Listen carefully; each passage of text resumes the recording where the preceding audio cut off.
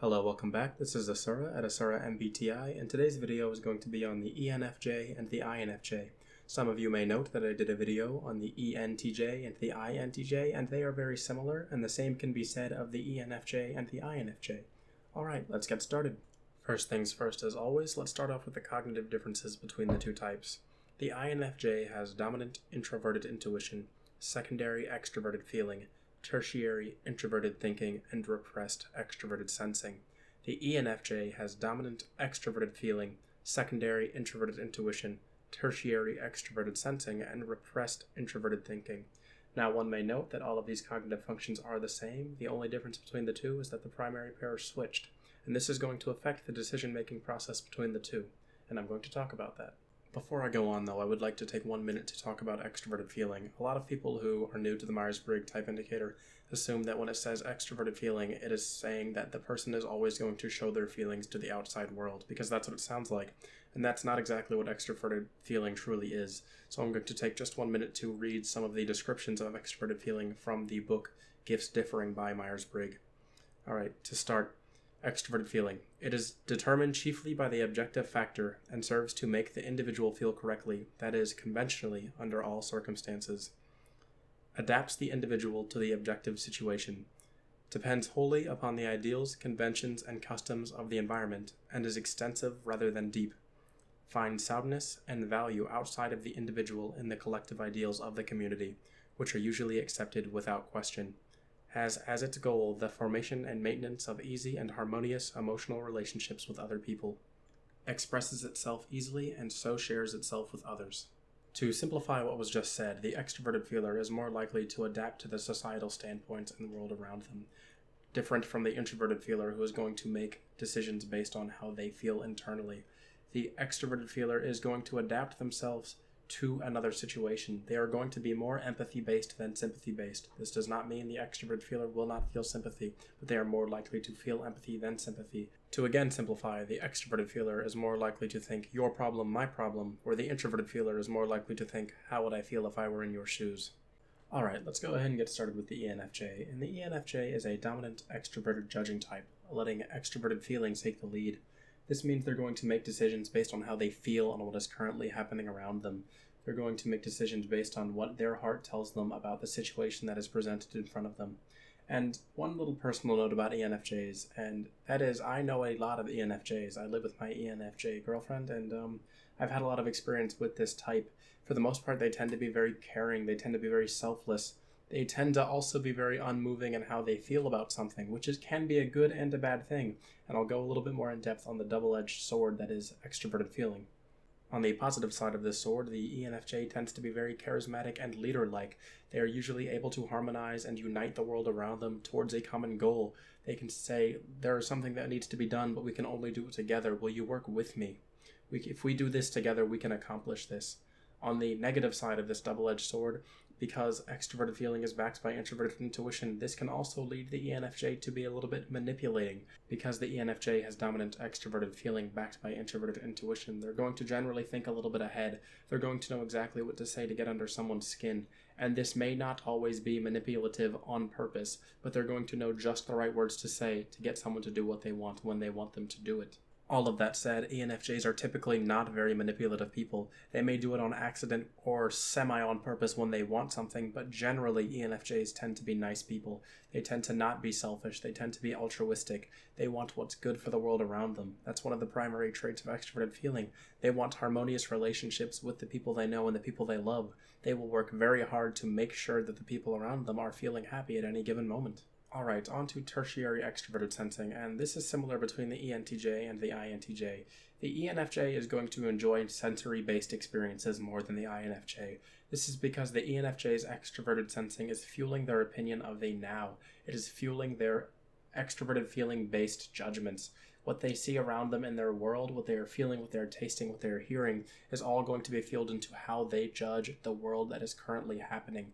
It is not exactly or usually going to go into their introverted intuitive function unless they are working towards a harmonious goal. For the ENFJ who enjoys fitting into society on an average standpoint, they are usually going to enjoy things like parties and being in public places. Because they enjoy making deep connections with the world around them, they're not going to mind or have a problem with loud places like parties and concerts and fast things like roller coasters, because they're going to want to do what everyone else does. They enjoy being with the crowd. That being said, the ENFJ is typically known for being the most introverted of the extroverted types. The ENFJ is very much going to enjoy going out and doing things like parties and being around other people, but typically they're going to need time to recharge and be themselves again. And the reason for this is because they have secondary introverted intuition. They're going to want to tend to think a little bit ahead. And if they don't allow their introverted intuition function to flourish or have any room for growth, it's going to stress out the ENFJ on a subconscious level. They need to allow themselves some alone time so they can use their forward thinking to fuel their extroverted feeling. Now to talk about the repressed introverted thinking of the ENFJ. And because the ENFJ is very harmonious and has a strong desire to fit in with others, introverted thinking might be a problem for them, because introverted thinking is very impersonal and analytical. People with introverted thinking are going to make judgments that aren't really going to think about how the person is feeling, and the ENFJ typically does not enjoy this. Because the ENFJ wants harmony between the world around them, they're not going to want to make impersonal judgments. They're going to want to make judgments that seem like they're going to help on some sort of level. They're going to want to push others to achieve, whereas introverted thinking might not do this as much. Introverted thinking in the ENFJ, being a repressed function, might lead them to have struggles with their own planning. They might constantly make plans for something and then not stick to those plans. This also might lead the ENFJ to accept viewpoints without questioning them. They're going to want to harmonize with the world around them, and questioning everybody else's opinions might interfere with the ability to harmonize with people. Because of this, they're going to not always make the best decisions on what should be done logically. They're going to be more inclined to make decisions on how they feel in the moment, more so than what should be done based on what makes sense. Alright, now on to the INFJ, and the biggest difference between the ENFJ and the INFJ in their primary pair is that the INFJ leads with introverted intuition. And what this means is that the INFJ prefers to think of a long-term, harmonious goal that they want, and then they will use their extroverted feeling and harmony to go about getting this goal. Whereas the ENFJ's goal is harmony, and they will use their introverted intuition to go about getting this harmony. This can appear very similar and confusing to the outsider, because if one were to say, I have a long-term goal and I will unite the people to reach this goal, it's going to sound extremely close to someone who says, my long-term goal is to unite the people. Now, both for the ENFJ and the INFJ, their goals can cross and they can have very similar goals, but the way in which they think about and go about achieving these goals is two very different things based on introverted intuition preference or extroverted feeling preference. Introverted intuition is a perspective function, extroverted feeling is a judging function. The INFJ is more concerned with the futuristic outcomes, while the ENFJ is more concerned with the harmony of the now. It is very important to note, though, that not all Fae types are going to desire unity and harmony as their goal.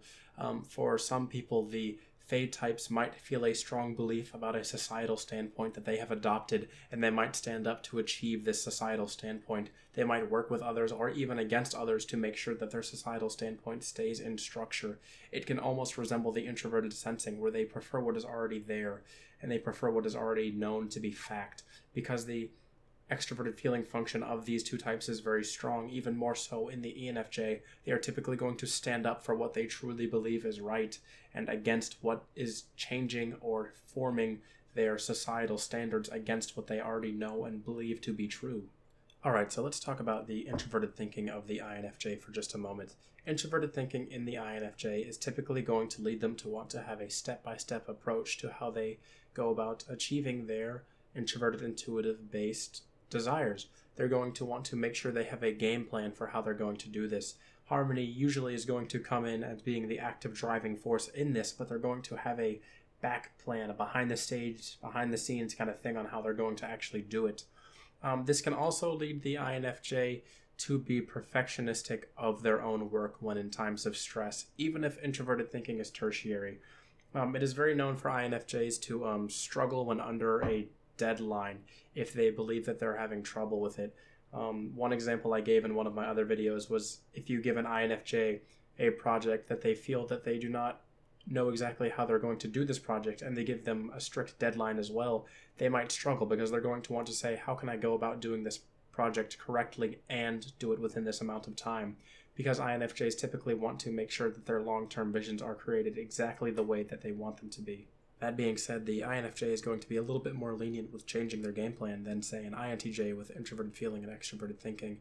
The INFJ still desires harmony between other people and their friends and their connections. They want all of this. Despite extroverted feeling being secondary, it is still very much a huge part of who they are. They are going to be more willing to bend to the needs of the world around them to make sure something gets done because they want everybody to be accommodated for. The last function of the INFJ is repressed extroverted sensing, and this is generally going to lead the INFJ to avoid sensory-based experiences or overindulge in sensory-based experiences depending on what form of group they are in. The INFJ is typically not going to enjoy things like parties, roller coasters, as I spoke earlier with the ENFJ, who is more likely to enjoy these type of things.